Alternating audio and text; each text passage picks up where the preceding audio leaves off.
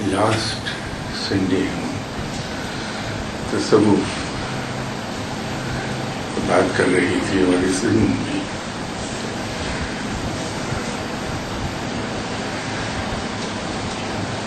Waste میں جو تصور ہے تصوف کا، اس پر ہم نے تھوڑی سی بات کی تھی.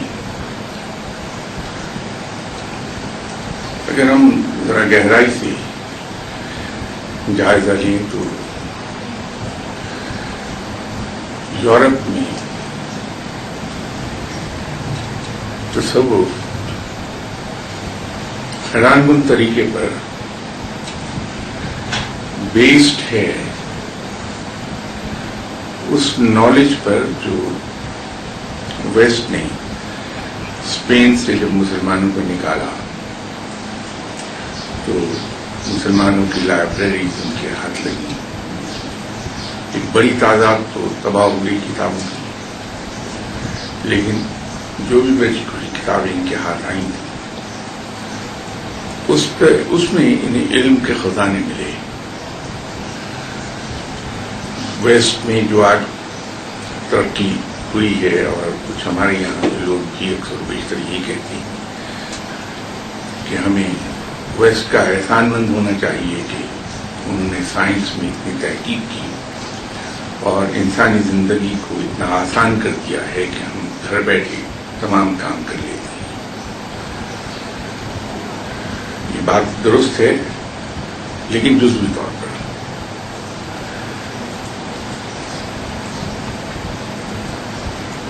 علوم کی کوئی سی بھی برانچ ہو، چاہے وہ جیومیٹری ہے، ٹریگنومیٹری ہے، میتھمیٹکس ہے، سائنس ہے، سائنس میں فزکس، کیمسٹری، جیوگرافی، ان سب کا استفادہ انہوں نے کیا ہے انہی کتابوں سے جو مسلمانوں کی اسپین سے چلے جانے کے بعد وہاں کی لائبریری میں ان کے ہاتھ لگی تھی. ویسٹ کی البتہ ایک اچھی بات یہ ہے کہ وہ احسان مندی کا اظہار کرتے ہیں مسلمانوں کے ساتھ، چاہے دکھاوے کے لیے کریں یا کسی اور نیت سے، لیکن کرتے ضرور ہیں. میں نے شاید کسی نشست میں ایک ذکر کیا تھا کہ BBC 4 پر ایک پروگرام آتا ہے وہاں What our ancestors did for us.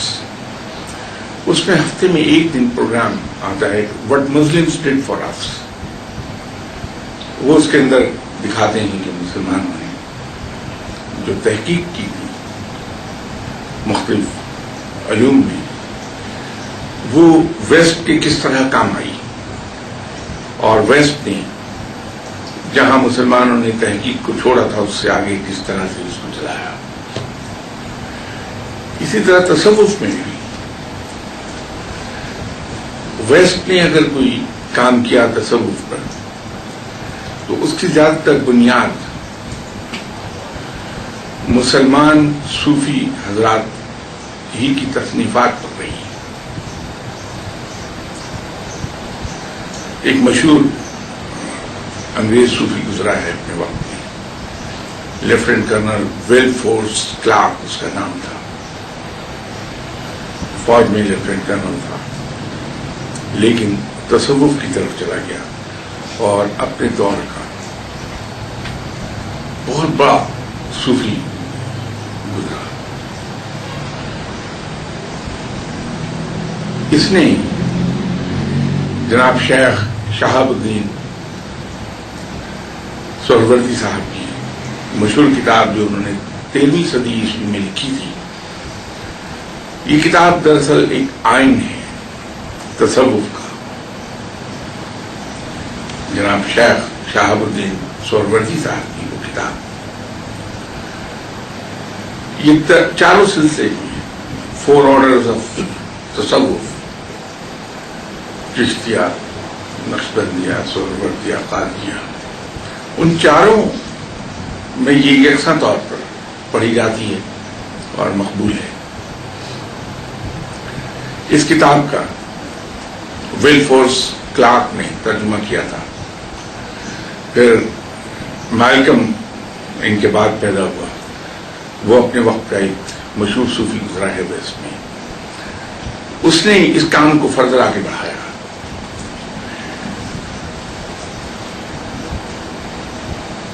اس میں یہاں ایک سوال یہ پیدا ہوگا کہ ویسٹ کے اندر جو تصوف پر کام ہوا وہ بیس تھا مسلمان صوفیوں کے کام پر، اور طور طریقے وہ خالص اسلامی تھے.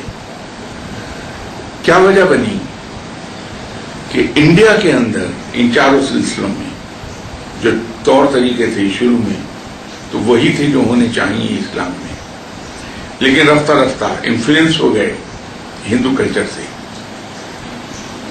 اور اس کے اندر کافی رسومات در آئیں.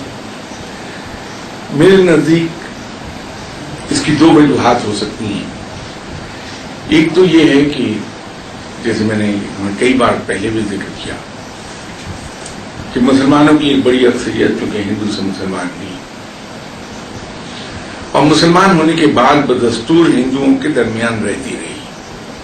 ہندو میجورٹی میں تھے، معاشرہ ہندو تھا، رہن سہن تمام رسومات ہندوانہ تھیں. تو مسلمان ہونے کے باوجود جب ہم ہندوؤں میں رہتے رہے تو ہو یہ گیا کہ ہمارا ایمان تو تبدیل ہو گیا، عقائد ہمارے تبدیل ہو گئے، لیکن معاشرتی طور پر ہم انہی رسومات کے اسیر رہے، وہ ہم نے کیری کر لی. اگر کہیں اس وقت مسلمان ہندو سے کنورٹ ہونے کے بعد ایک علیحدہ ملک میں انڈیپینڈنٹلی رہ رہے ہوتے تو شاید صورتحال مختلف ہوتی. دوسرا جو فیکٹر ہے وہ شاید زیادہ اسٹرانگ ہے کہ ہمارے یہاں ایک مسابقت کا جذبہ ہے جو کہ صحت مند چیز ہے. تو ہم ہندو مذہب کی مسابقت میں رہے ہیں ہمیشہ.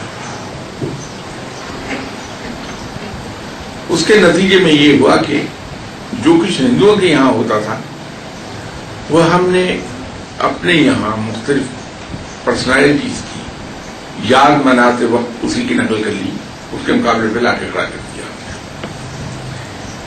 اسی طرح ہندو کے یہاں اگر آپ دیکھیے تو جب ہندو مندر میں جاتا ہے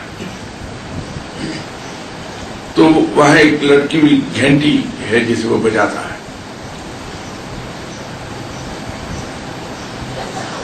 بہت سے فقیر جب کسی مزار پہ جاتے ہیں تو وہاں کنڈی کو کھٹکھٹاتے ہیں. یہ اس کے مقابلے پر ایک رسم بن گیا ہے. اس طرح کی مسابقت میں مختلف رسومات ہم کہ اگر ہندو یہ کر سکتے ہیں تو مسلمان بھی کر سکتے ہیں ہم لے آئے. اس کی وجہ سے ہمارے یہاں رنگ زیادہ ہندو کہا گیا.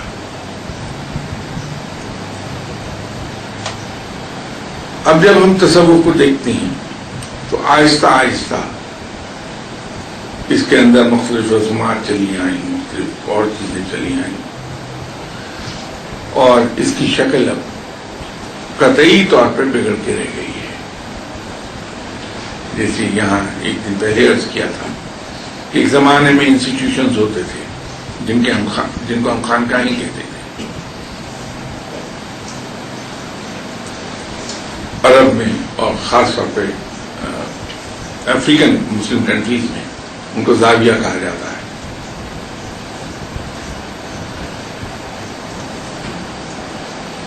وہ بہت زبردست رول پلے کرتے تھے ایسے سرکش لوگوں کو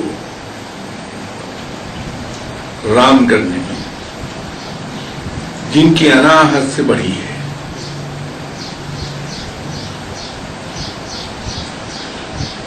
وہاں اگر کوئی شخص شاگرد ہو گیا اس خانقاہ کا جو ہیڈ ہے جو ولی اللہ ہے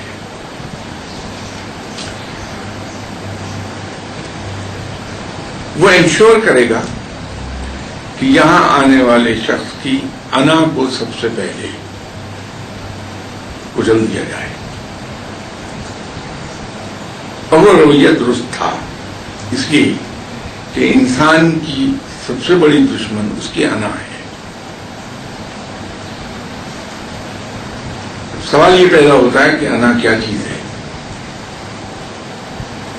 انا کچھ بھی نہیں ہے، ماسوا اس کے کہ ہم میں سے ہر شخص نے اپنے ذہن میں اپنی شخصیت، اپنے مرتبے، اپنے مقام اور اپنی عزت کے بارے میں کچھ بت گھڑ رکھے، اور ہم ان بتوں کی اپنے اندر پوجا کرتے ہیں. چونکہ وہ ہمارے اپنے گھڑے ہوئے بت ہیں اپنی ذات کے بارے میں.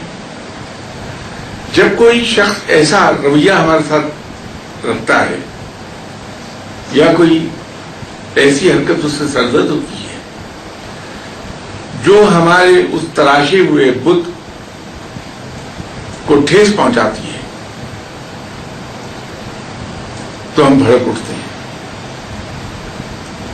میں مثال آپ سے یہ دے دوں کہ ابھی یہاں کوئی صاحب تشریف لائے اور مجھے بے تحاشا گالیاں دیں، برا بھلا کہیں. میں اس کے جواب میں اگر صرف مسکراتا رہوں، اگر اتنی توفیق اللہ مجھے عطا فرما دے کہ میں ضبط کر کے مسکراتا رہوں اور وہ گالیاں دیتا وہ شخص چلا جائے. آپ اپنے طور پہ سوچئے کہ آپ سب لوگ دل میں برا کسے کہیں گے، گالیاں دینے والے کو یا گالیاں برداشت کرنے والے کو؟ لامحالہ جواب یہ ہوگا کہ گالیاں دینے والے کو ہم برا سمجھیں گے، اور جس نے تحمل سے برداشت کیا ہم اس کو داد دیں گے کہ بڑے حوصلے کا آدمی. اب کسی شخص نے اگر مجھے گالی دی ہے تو میری عزت میں اضافے کا باعث بنا ہے، میرے امیج کو امپروو کرنے کا باعث بنا ہے. لیکن میری انا چونکہ مجروح ہوگی تو میں اسے برداشت نہیں کروں گا. اسے گالی کے جواب میں یا تو گالی دے دوں گا یا تو پردے ماروں گا.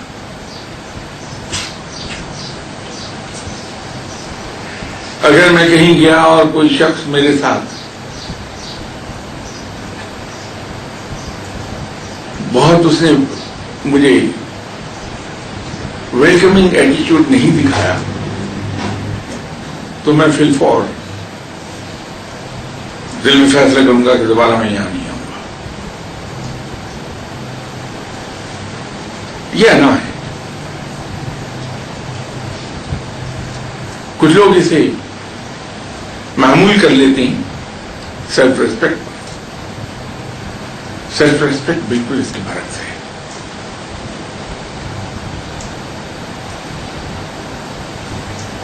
سیلف ریسپیکٹ یہ ہے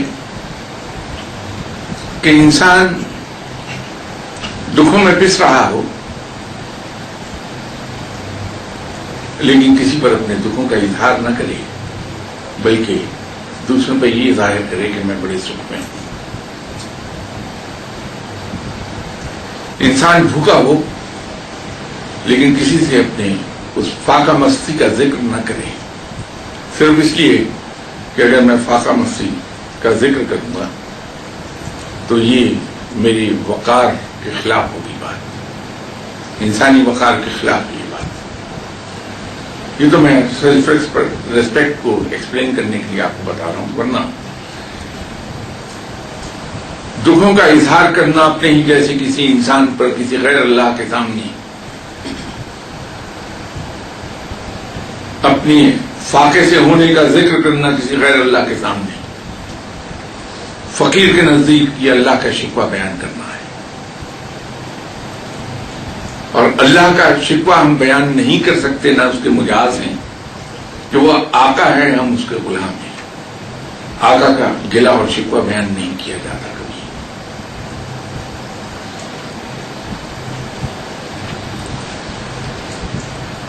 سیلف ریسپیکٹ یہ ہے کہ اپنے ہی جیسے انسان کے سامنے اپنے پیٹ پر سے کرتا اٹھا دے انسان، وہ سیلف ریسپیکٹ سے گر جائے گی بات. اور جب تک ان چیزوں سے باز رہے گا اس کی خودداری قائم رہتی ہے. تو انا میں اور سیلف ریسپیکٹ میں یہ فرق ہے. اب یہ سیلف ریسپیکٹ پر مجھے ایک فرمان یاد آ گیا جناب حضرت امام حسن رضی اللہ تعالی عنہ کا. شاید میں نے پہلے بھی عرض کیا تھا کہ اپنے دور میں سب سے زیادہ علم رکھنے والی ہستی جناب حضرت امام حسن رضی اللہ تعالی عنہ تھے. بے پناہ علم عطا فرمایا تھا رب نے. آپ نے فرمایا کہ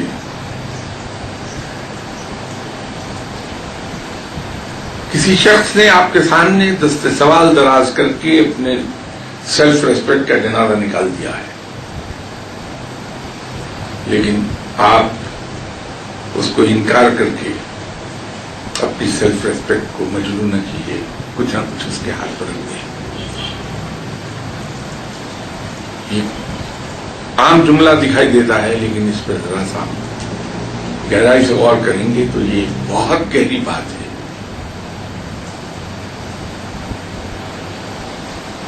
انسان کی عظمت کے خلاف ہے کہ اس کے سامنے اس جیسا کوئی بندہ ہاتھ پھیلا رہا ہے. اس نے ہاتھ پھیلاتے وقت اپنی عزت نفس کا خیال نہیں رکھا، لیکن ہم جب انکار کریں گے تو ہم بھی اسی سطح پر اتر جائیں گے. ہم اس سطح پر نہ اتریں بلکہ اس کے ہاتھ پر کچھ نہ کچھ رکھ ضرور دیں. یہی ایک حدیث بھی ہے کہ جب کوئی شخص تمہارے سامنے دست سوال دراز کرے تو اسے کچھ نہ کچھ دے دو، بے شک وہ مٹی کی ایک چٹکی ہی کیوں نہ ہو. وجہ اس کی یہ ہے جو حضرت امام حسن رضی اللہ تعالی عنہ نے بیان فرمائی تھی. حضرت امام حسن رضی اللہ تعالی عنہ کے علم کا یہ عالم تھا کہ کوفہ میں نیا گورنر مقرر ہوا.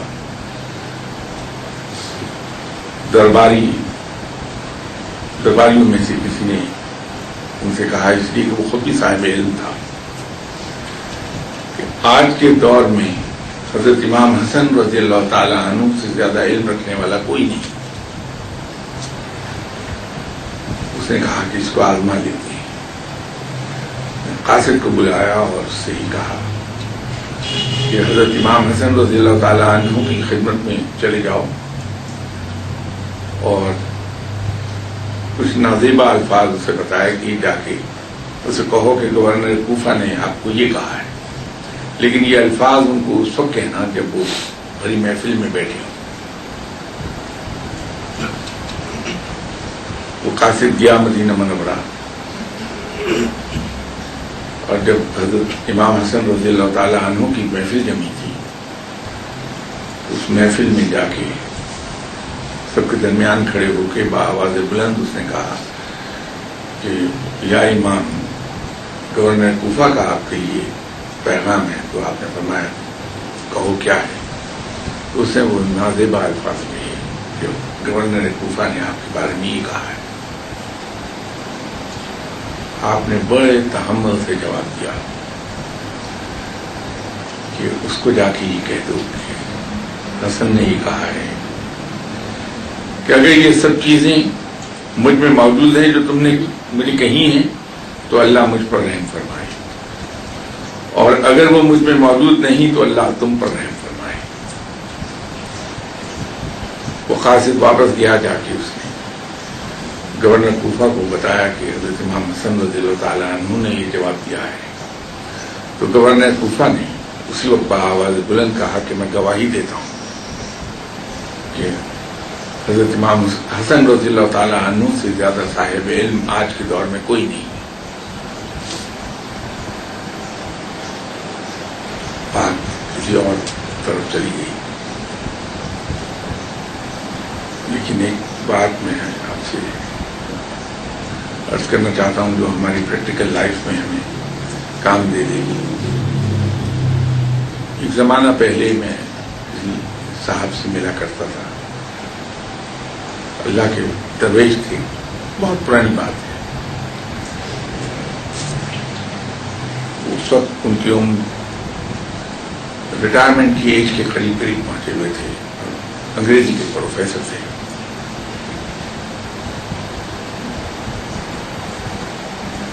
شادی ان کی ہوئی نہیں تھی اس وقت تک.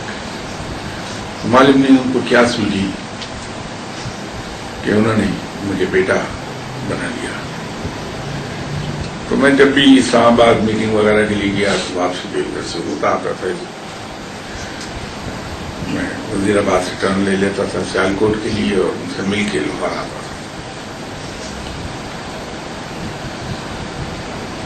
بڑی مزے کی باتیں کرتے تھے اس لیے کہ بہت زیادہ پڑھے لکھے انسان تھے. ایک دن وہ میرے آفس میں تشریف لائے اور آ کے انہوں نے کہا, معلوم نہیں وہ مجھے نام سے انہوں نے کبھی مخاطب نہیں کیا, وہ سید زادہ ہی کہتے تھے. تو کہنے لگے سید زادہ میں آج بیٹھوں گا نہیں, کافی نہیں پیوں گا تمہارے پاس. چلیے ٹھیک ہے جیسے آپ کی طبیعت چاہے. کہنے لگے میں ایک بات سنانے آیا ہوں, کھڑا کھڑا بات سنا کے چلا جاؤں گا. Okay fine. مجھے کہنے لگے کہ پری پارٹیشن میں ایف سی کالج میں پڑھا کرتا تھا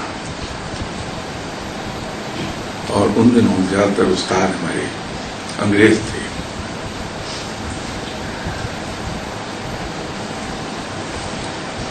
ہمارا بی اے کا فائنل ایگزام ہونا تھا تو کالج میں ہمیں فیئر ویل پارٹی دی گئی اور اس پارٹی کے بعد چھٹیاں تھیں تو ہم گراؤنڈ میں بیٹھ گئے تھوڑی دیر کے لیے چند کلاس فیلوز. اتنی دیر میں ایک بوڑھا انگریز پروفیسر ہمارے پاس سے گزرے تو ہم نے اٹھ کے سلام کیا اور ان سے کہا کہ صاحب آج ہمارا آخری دن ہے کالج میں, کوئی ایسی بات بتا دیجیے جو ہمارے کام آتی رہے. تو اس بوڑھے انگریز پروفیسر نے کہا کہ میں ایک ایسی بات بتا دیتا ہوں جو تمہاری پریکٹیکل لائف میں ہمیشہ تمہیں سرو کرے گی, لیکن انفارچونیٹلی یہ کتابوں میں کہیں لکھی ملتی نہیں ہے. اس نے کہا کہ جب تمہارے تعلقات کسی شخص کے ساتھ گہرے ہو جائیں اور تم یہ فیصلہ کرو کہ میں اسے اپنا دوست بناؤں گا, تو اسے دوست بنانے سے پہلے اس کے 2 ٹیسٹ لے لو, لیکن وہ دونوں ٹیسٹ بیک وقت نہیں ملتے. اس طرح ہوں گے کہ اگر کوئی شخص پہلے ٹیسٹ میں پاس ہو جائے تو اسے پھر دوسرے ٹیسٹ میں ڈال دو, اور جو دونوں ٹیسٹ کوالیفائی کر لے اس سے دوستی کر لو, ساری عمر تمہیں دغا نہیں دے گا. پہلا ٹیسٹ یہ ہے کہ جس شخص کے بارے میں تم فیصلہ کرو کہ اسے میں اپنا دوست بنا لوں گا, اس سے کچھ پیسے ادھار مانگ لو. اگر وہ شخص جیب میں پیسے رکھ کے تمہیں انکار کر دے, مطلب پیسے ہوں اور وہ تمہیں قرض دینے سے انکار کر دے, اسے دوست نہ بناؤ کہ بندہ خاندانی نہیں ہے. لیکن اگر وہ شخص تمہیں پیسے دے دے اور لوگوں سے اس کا ذکر کر دے تو اسے دوست نہ بناؤ کہ بندہ خاندانی نہیں ہے. اور اگر وہ تمہیں پیسے دے دے, لوگوں سے ذکر نہ بھی کرے اور تم سے تقاضا شروع کر دے, دوست مت بناؤ, بندہ خاندانی نہیں ہے. لیکن اگر وہ تمہیں ادھار دے دے تو کسی سے ذکر بھی نہ کرے اور تم سے تقاضا بھی نہ کرے, تو سمجھ لو کہ اس نے پہلا ٹیسٹ پاس کر لیا اور وہ کوالیفائی کر گیا ہے دوسری ٹیسٹ کے لیے. دوسرا ٹیسٹ یہ ہے کہ جب وہ دوستوں کی محفل میں بیٹھا ہو تو اسے جا کے کوئی نازیبہ بات کہہ دو. اگر جواب میں وہ شدت سے ریئیکٹ کر جائے تو بھلے اس نے پہلا ٹیسٹ پاس کر لیا تھا, دوست نہ بناؤ, اس نے اپنے اوپر ملمہ چڑھایا, در حقیقت خاندانی نہیں, دوست نہ بنانا دغا دے دے گا وقت. لیکن اگر وہ آپ کی نازیبہ بات کے جواب میں مسکرا دے اسے دوست بنا لو، بندہ خاندانی ہے، عمر بھر دغا نہیں دے گا. یہ بات انہوں نے سنائی اور آخر پر کہنے لگے میں جا رہا ہوں. دروازے پہ کھڑے ہو کے خدا حافظ کہہ رہے تھے تو کہنے لگے کہ سیدزادے دوست بنانے میں آپ بھی بہت لاپرواہ ہیں، خیال کیا کیجیے.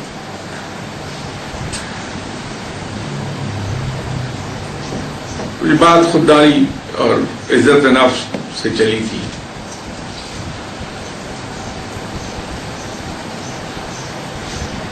ہم ذکر کر رہے تھے lieutenant colonel Wilberforce Clarke اور مالکم وغیرہ کا. انہوں نے در حقیقت کیا جس کی وجہ سے گڑبڑ شروع کی کہ انہوں نے وہ کتابیں اٹھائیں، ان کی گہرائی میں اترے بغیر اس کا ظاہری ترجمہ کر کے اس پر عمل کیا.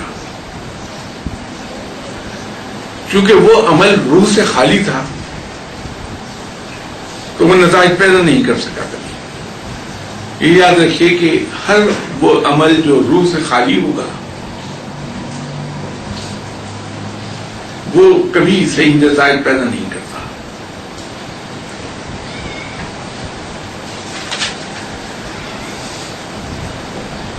انہوں نے اس کی حرکت یہ کی کہ جس طرح انگریزی کی ایک مثال ہے کہ آپ نے پائن ایپل کا کین امپورٹ کر لیا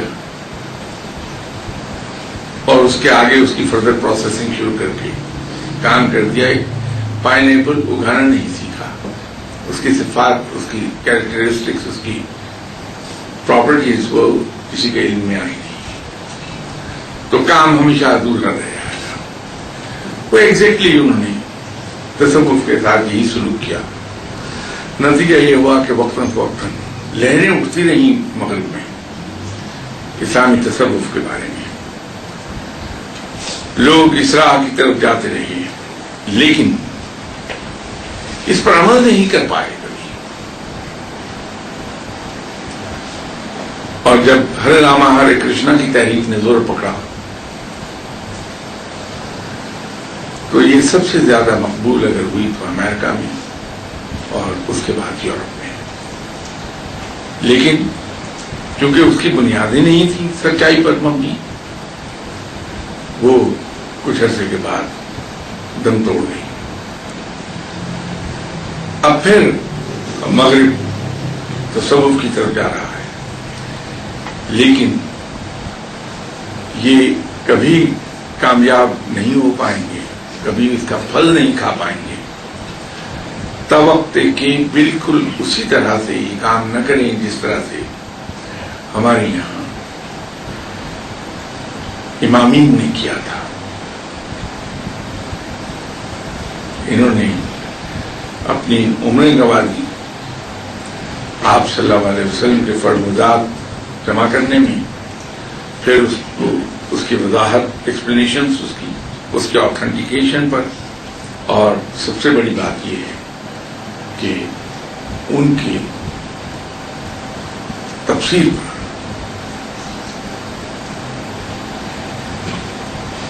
اس تفسیر کے ذریعے انسان اس حدیث کی روح تک پہنچتا ہے اور جب اس کی روح تک پہنچے گا، اس کو سمجھے گا، اس پر عمل کرے گا تو یہ پھر درخت آپ کو پھل دے گا. اس کے بغیر یہ نہیں ہوگا. اس کے وقت سوالات نہیں ہوتے، جواب دے دیں.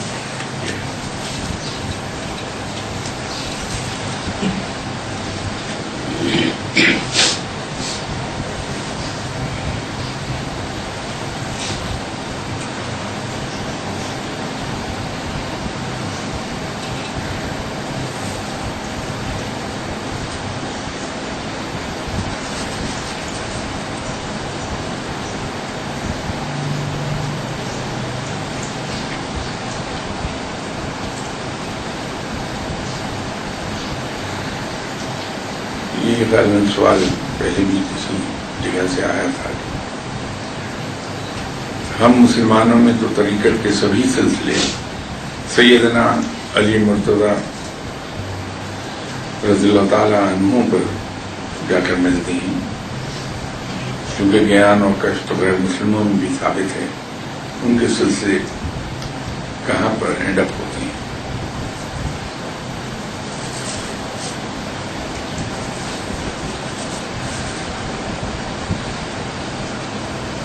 بات یہ ہے کہ ایک آدمی لاہور سے کراچی کے لیے نکلتا ہے، اس نے لاہور گھر سے نکلنے سے پہلے 3 چیزیں ڈٹرمن کی۔ ایک منزل، میری منزل کراچی ہے۔ دوسرا روٹ، پلان کیا ہے کہ میں کس سڑک سے جاؤں گا، کہاں کہاں رکتا ہوا جاؤں گا، کہاں میں زیادہ دیر اسٹے کروں گا، کہاں لنچ کروں گا، کہاں ڈنر کروں گا۔ اور تیسری چیز ٹائم لمٹ اپنے لیے رکھی ہے، مجھے اتنی دیر میں کراچی پہنچنا ہے۔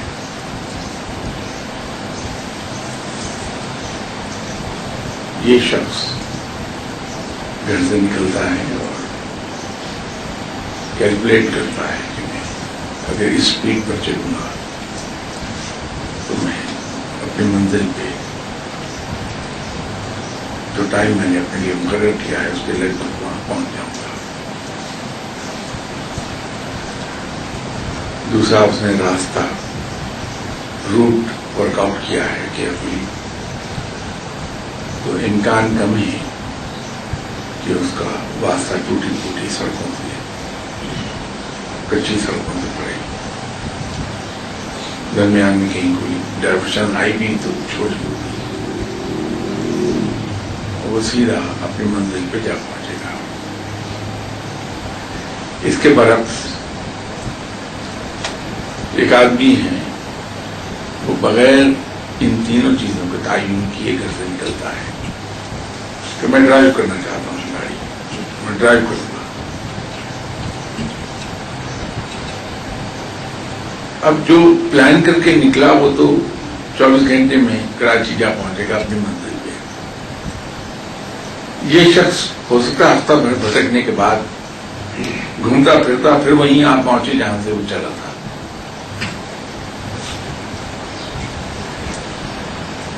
بالکل یہی معاملہ ایک مسلمان صوفی کا ہے،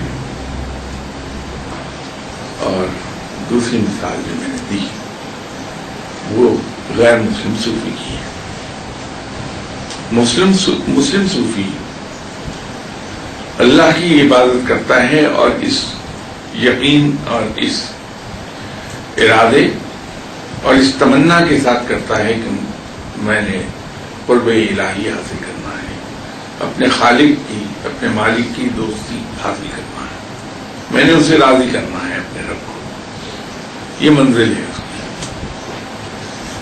اور وہ راستہ چنتا ہے کہ میں اس راستے پر چلوں گا جو میرے لیے آپ صلی اللہ علیہ وسلم نے چھوڑا ہے، سنت کا راستہ۔ کوئی نان مسلم بات کرے گا تو اس کے لیے آسان لفظ ہے کہ آپ صلی اللہ علیہ وسلم کے فٹ پرنٹس کو فالو کرے گا۔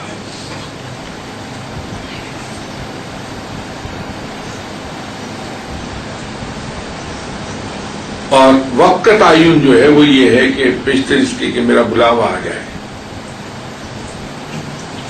میں اپنے رب کو راضی کر لوں، یہ اس کا وقت کا تعین ہے۔ لیکن جو غیر مسلم ہے وہ گیان و دیان اس لیے کرتا ہے کہ میں اپنی قوتوں میں اضافہ کر لوں،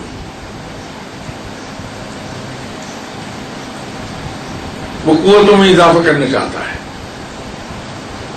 میں غیر مرئی قوتوں کا مالک بن جاؤں. تو نہ اس کی کوئی منزل ہے، نہ اس کا کوئی روٹ پلان ہوا ہے، اور نہ اس کا کوئی وقت کا تعین ہے اس کے پاس. وہ اپنی راہ پر لگا ہے. کیونکہ یہ سنت رب ہے کہ انسان کو اس کی محنت کا پھل ملتا ضرور ہے. تو رب تعالیٰ اس کی اس محنت کو بھی کبھی رائے گا نہیں جانے دیتا. اس کو وہ کچھ عطا کر دیتا ہے جس کے لیے وہ کوشاں ہوتا ہے. تو اس کو غیر مرئی قوتیں چند ایک حاصل ہو جائیں گی، لیکن قیامت کے روز مرنے کے بعد اس کے پاس کچھ نہیں ہے.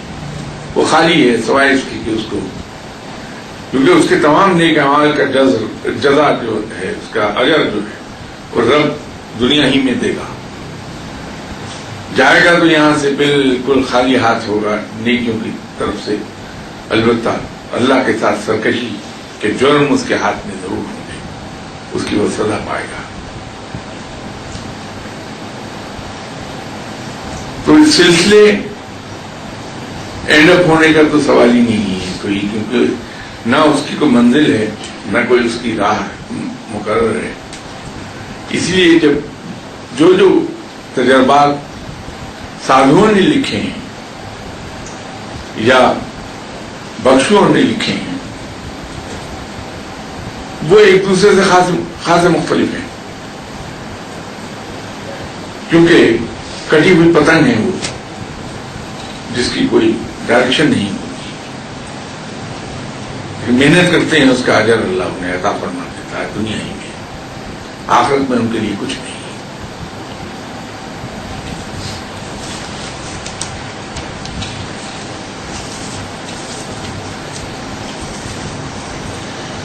کسی صاحب نے سوال پوچھا ہے کہ کلندر کون ہوتا ہے؟ جس طرح اخیار ابتدائی درجہ ولایت ہے، اس لحاظ سے کلندر کا درجہ کیا ہے؟ میں نے اسی نشست میں کسی وقت عرض کیا تھا کہ کلندر ایک طرز حیات کا نام ہے.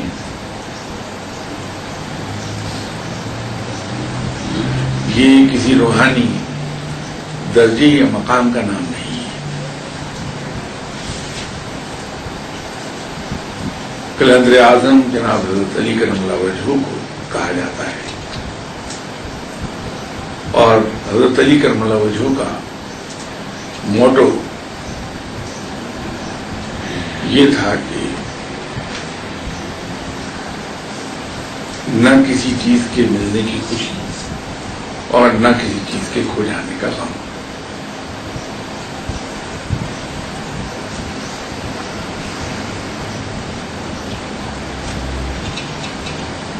انہوں نے اپنی ساری زندگی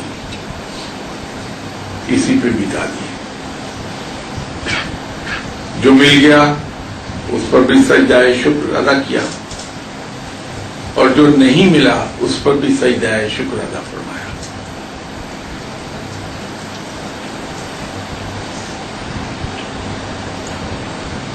ملنے پر اس لیے کہ اللہ تعالیٰ نے ایک چیز عطا فرما دی، جو چاہا تھا اللہ نے وہ کر دیا، اور نہ ملنے پر اس لیے کہ وہ چیز میرے لیے یقیناً نقصان دہ تھی جو میرے رب نے مجھے عطا نہیں فرمائی. تو اس طرح اللہ نے مجھ پر مہربانی فرمائی ہے، اس لیے وہ سجدہ شکر ادا کر رہا. یہ دو چیزیں حضرت علی کرم اللہ وجہہ کی طرز حیات کی تفسیر ہیں. یہ اس کو ظاہر کر دیں گی کہ آپ حضرت علی کرم اللہ وجہہ نے اپنی زندگی کس طرح سے گزاری.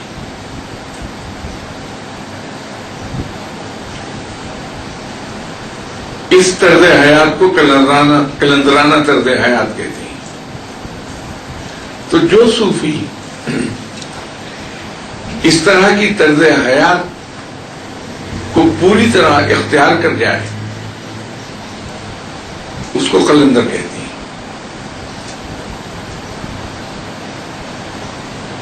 کلندرانہ طریقے پر بہت سے صوفی گامزن ہو سکتے ہیں، ہوتے ہیں، لیکن اس درجے پر نہیں ہوتے کہ دکھ اور سکھ سے بے نیاز ہو جائیں، اپنی ذات کو اس طرح مٹا ڈالیں کہ وہ باقی ہی نہ رہے، اور شکر گزاری کے اس مقام پر ہو جائیں کہ سکھ میں بھی شکر ہے اور دکھ ملنے پر بھی شکر ادا کریں۔ یہاں تک عام طور پر عام آدمی پہنچ نہیں پاتا، تو جو چند لوگ پہنچے انہیں لوگ کہتے ہیں یہ قلندر ہے۔ قلندر کی تعریف یہ ہے۔ رہ گیا اخیار کا معاملہ، اخیار یا عمران، یہ لوئسٹ درجہ ہے ولایت کا۔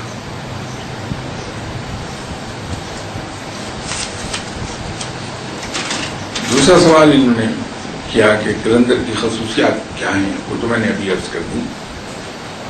مقام قلندر کیا ہے؟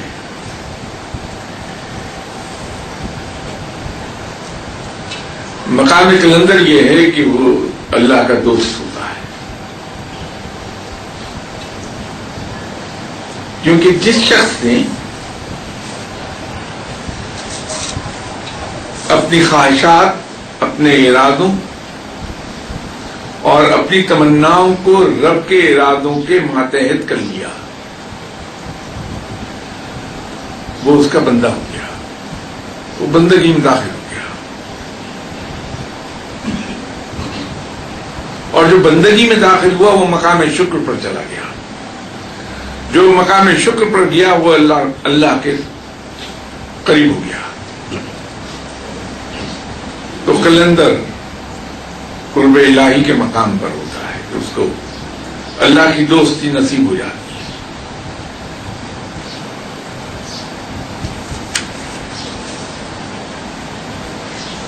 ایک اور سوال انہی صاحب نے پوچھا ہے کہ قلندر کی رسائی اور ڈیوٹیز کیا ہیں؟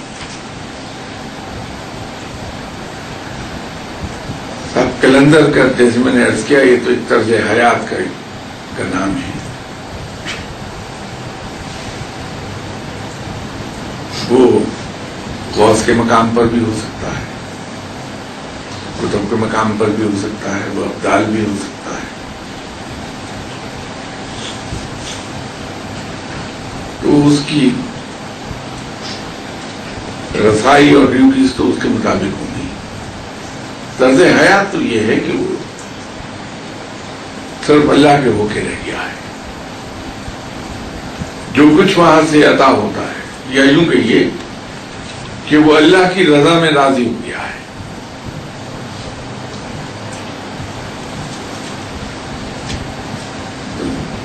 قلندر کی رسائی اور ڈیوٹیز میں کیا اس میں عرض کر سکوں گا، وہ تو اس کے مقام پر ہے کہ اس عہدے پر فائز ہے، اس کے مطابق اس کی ڈیوٹیز ہوں گی۔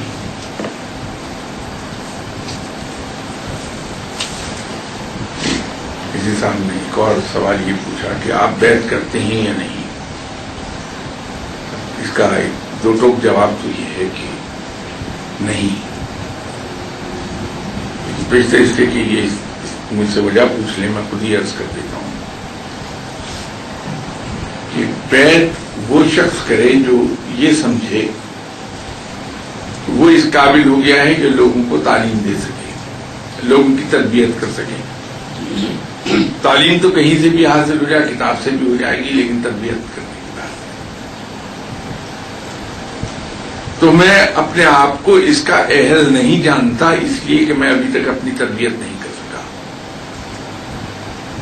جب میں اپنی تربیت کر لوں گا اور میں یہ سمجھوں گا کہ میں اب تربیت یافتہ ہو گیا، اب میں ہدایت یافتہ ہو گیا، تو میں بیعت کر لوں گا۔ ابھی تو میں خود ہی گناہوں میں ڈوبا ہوا ہاتھ پاؤں مار رہا ہوں کہ کسی طرح گناہوں کے سمندر سے باہر آ جاؤں، تو میں کسی کی تربیت کیا کروں گا؟ اس خیال سے میں تربیت نہیں کرتا، مرید ہی نہیں کرتا کہ یہ ذمہ داری مجھ پر آئے نہیں، کیونکہ ایک زمانے میں جب یہاں پیر مرید یا بیعت کے معاملات پہ بات چیت ہو رہی تھی تو میں نے ایک گزارش کی تھی آپ کے خدمت میں کہ دنیا میں کوئی ایسا قانون نہیں جو یک طرفہ معاہدے کو تسلیم کرتا ہو. جو ون سائڈ ایگریمنٹس ہیں، یونیلیٹرل ایگریمنٹس، وہ کسی قانون کے تحت ایکسیپٹیبل نہیں ہوتے ہیں. ہمارے یہاں جو بیعت ہوتی ہے بدقسمتی سے جہاں اور چیزیں خراب ہوئی وہاں یہ بیعت کا سلسلہ بھی خراب ہوا کہ وہ ایک طرفہ ہے، ون سائڈڈ ایگریمنٹ ہے وہ، کہ جس نے آپ کے ہاتھ پہ بیعت کی اس نے تو آپ سے وعدہ کیا کہ میں وہ کروں گا جو آپ کہیں گے.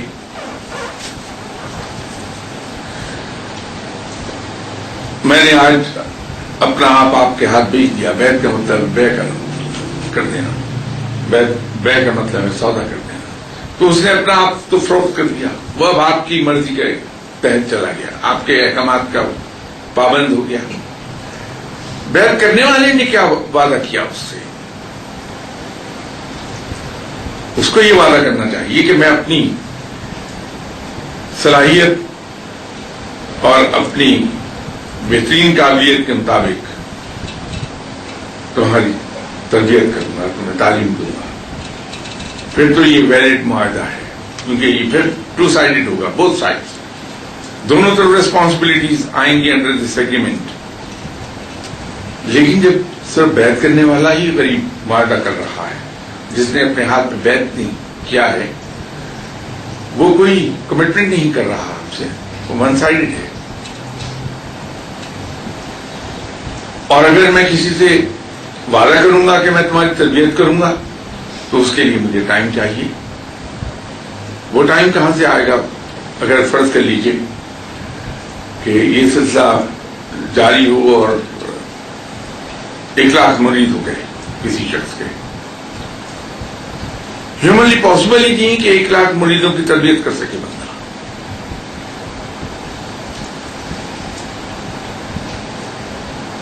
تو جواب دہ ہو گیا رب کو. ایک شخص نے تو دیانتداری کے ساتھ اپنا آپ اس کے سپرد کر دیا، وہ تربیت کیوں نہ کر سکا؟ اس کا جواب کون دے گا؟ بھائی، پہلی فور موسٹ بات یہ ہے کہ میں اہل ہی نہیں بیعت کرنے کا کسی کو، اس لیے کہ میں ابھی خود ہی ہدایت یافتہ اور تربیت یافتہ نہ ہوا تو میں کسی کو کیا سکھاؤں گا. اور دوسری بات یہ ہے کہ جو مجھ پر فرائض ہیں اللہ کی طرف سے،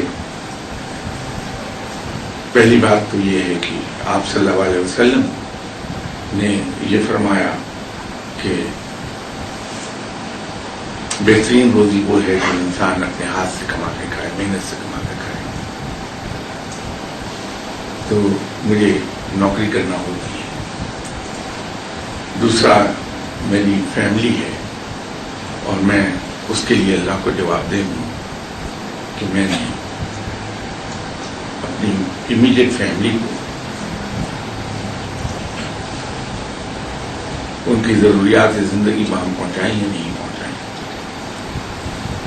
ان کو وقت دیا یا نہیں دیا، ان کی تعلیم و تربیت میں نے کی یا نہیں کی، تو اس کے لیے مجھے ٹائم دینا ہے. پھر مجھے اپنی ذات کے لیے تھوڑا ٹائم چاہیے، دعا کے لیے ٹائم.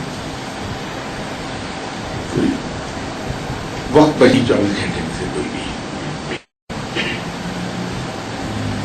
میں کیسے کسی کو بہتر.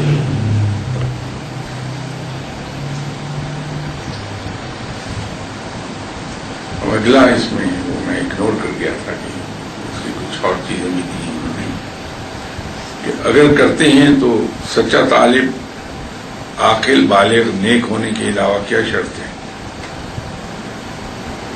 اب شرائط کا تو سوال اس وقت ہوگا اگر میں بیعت کروں. اب یہ دیکھیے کہ انہوں نے مرید ہونے کے لیے خود ہی ایک معیار بیان فرمایا ہے اور صحیح بیان ہے سچا طالب عاقل بالغ اور نیک.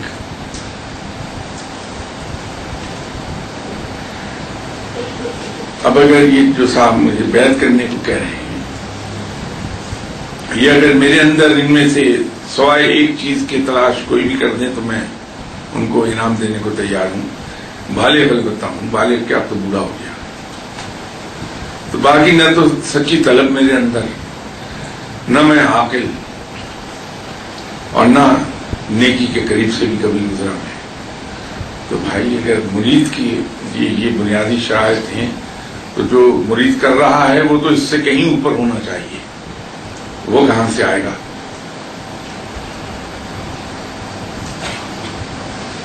تو یہ اگلی انہوں نے ان سے ایکسپلینیشن مانگی کہ اگر نہیں کرتے تو کیوں نہیں کرتے، جبکہ آپ کو خلافت عطا ہوئی ہے جو کہ ایک ذمہ داری ہوتی ہے، ٹائم تو نکالنا چاہیے.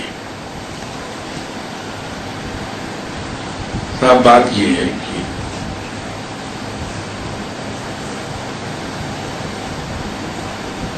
انسان کو خلافت، کوئی عہدہ، کوئی مقام، کوئی حکومت دو طریقے سے مل سکتی ہے. ایک تو یہ ہے کہ انسان اس کے لیے کوالیفائی کر رہا ہو، اس کے اندر وہ تمام چیزیں موجود ہوں جو اس کو اہل ثابت کریں اس چیز کی، اس صورت میں مل جائے گی. ایک صورت اور بھی ہے کہ کبھی زندگی میں کسی بہت بڑے انسان سے جا ٹکرایا ہے آدمی،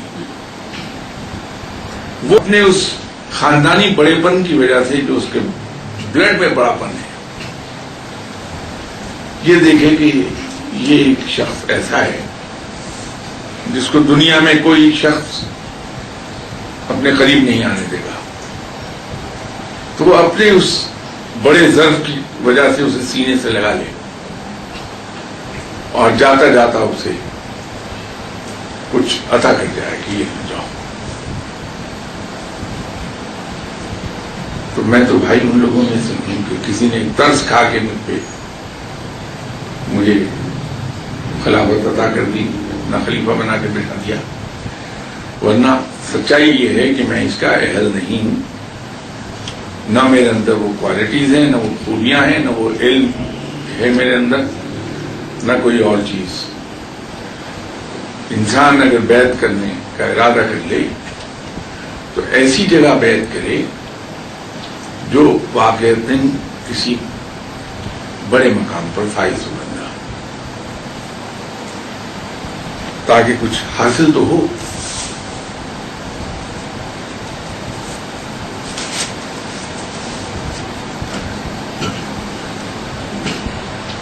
ایک صاحب نے بہت ذاتی کوئی بات پوچھ لی، شاید میں نے کسی ایک شخص کو مجھے مشورہ دیا تھا، انہوں نے مجھ سے پبلکلی پوچھ لیا کہ اس دوران کیا پڑھنا ہے. اب میں اس میں کیا عرض کروں گا، یہ مجھ سے بعد میں پرائیویٹلی پوچھ لیں کیونکہ وہ تو پرسنل چیز ہے کسی کی. دوسرا سوال انہوں نے کیا ہے کہ علم لدنی میں فقہ اور تفسیر شامل ہیں. علمی میں نے یہاں 2-3 موقع پر عرض کیا کہ علم لدنی ایسا علم ہے جو رب کی طرف سے عطا ہوتا ہے، اور یہ محیط ہوتا ہے تمام علوم پر جہاں تک اللہ چاہتا ہے، کیونکہ کسی بھی علم کی کل مقدار تو کسی کے پاس نہیں ہے. اس میں اللہ جس ایکسٹینٹ تک چاہتا ہے عطا فرما دیتا ہے. یہ مشروط ہے رب تعالیٰ کے عطا سے. تو علم لدنی محیط ہے دوسرے علوم پر، لیکن اس کی ایکسٹینٹ لمیٹڈ ہے اور وہ مشروط ہے اللہ تعالیٰ کی عطا کے ساتھ. یہ ہمیشہ یاد رکھیے. یہ نہیں ہے اس کا مطلب کہ جس شخص کو علم لدنی حاصل ہو گیا وہ حاوی ہے تمام علوم پر. حاوی نہیں ہوتا، اس کو ماسٹری نہیں ملتی. ایک حد تک واقف ہو جائے گا but he want be a master of all the knowledge, sciences and knowledges.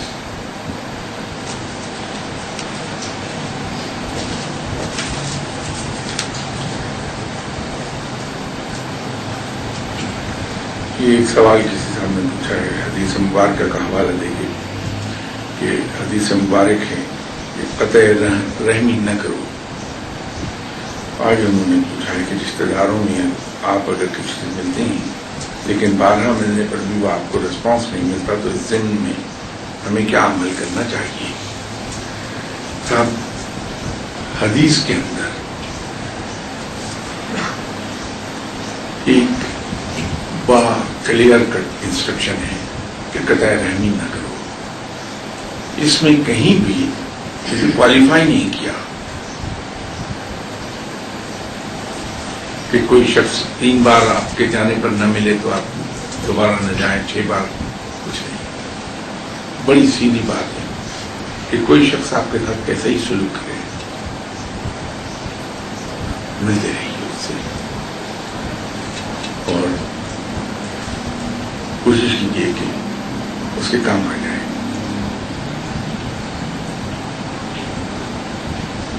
بلکہ ایسا رشتہ دار جو انسان کو دھتکار رہا ہو، اگر ایسے رشتہ دار کے بارے میں کہیں دور سے سن بھی لے کہ وہ مشکل میں ہے تو اس انداز میں اس کی کام آ جائیے کہ اسے اندازہ ہی نہ ہو کہ آپ نے اس کے لیے کچھ کیا ہے.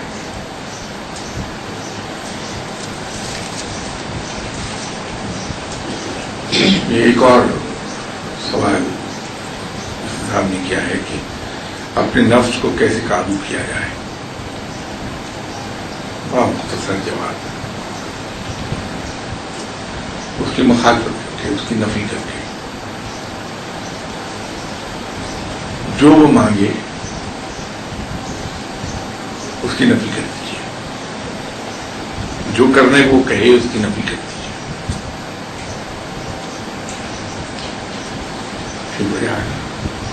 قابو میں آ جائے. کچھ ہی دیر لگا کرتی ہے، قابو میں آ جاتا ہے.